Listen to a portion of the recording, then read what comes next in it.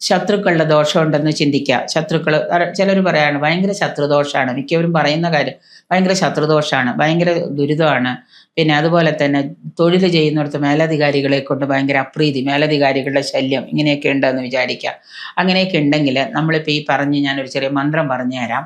ഈ മന്ത്രം നിങ്ങൾ ഓരോ രാത്രിയും 900 ഒരു വീതം 10 ദിവസം വ്രതം എടുത്ത് 10 ദിവസം മുടങ്ങാതെ രാത്രി ഒരു 10 മണിക്ക് ശേഷം രാത്രി ഈ മന്ത്രം ജപിക്കാം. രാമചന്ദ്ര ഋഷി ഗായത്രി ഛന്ദസ് കബീശ്വരോ ദേവത ഹസ് ഫ്രേം സ്പ്രേം ഹും സൗം ഹംസ ഫ്രേം സൗം സൗം. ഇതാണ് നമ്മുടെ മന്ത്രം.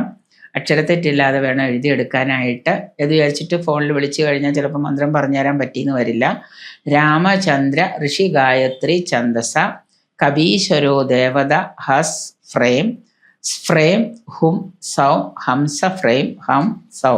ഈ മന്ത്രം നമ്മൾ എല്ലാ ദിവസവും ഒരു 10 ദിവസം രാത്രി നമ്മൾ വേണമെന്ന് വിചാരിച്ച് തെറ്റുകൂടാതെ മുടങ്ങാതെ ഇരുന്ന് ജപിച്ചു കഴിഞ്ഞാൽ വ്രതാനുഷ്ഠാനത്തോടു കൂടി 10 ദിവസം ആ വ്രതാനുഷ്ഠാനം എടുക്കുന്ന സമയത്ത് നമ്മൾ എന്തായിരിക്കണം, സസ്യാഹാരം മാത്രം കഴിക്കണം, ബ്രഹ്മചര്യം പാലിക്കണം, ഉപവാസമൊന്നും വേണ്ട, ഭക്ഷണമൊക്കെ കഴിക്കാം, പക്ഷേ സസ്യാഹാരം ആയിരിക്കണം എന്ന് മാത്രം. അങ്ങനെ ചെയ്താൽ നമുക്ക് ഇതിന് നല്ല ഒരു ആശ്വാസം കിട്ടും, മേലധികാരികളുടെ അപ്രീതിക്കൊക്കെ.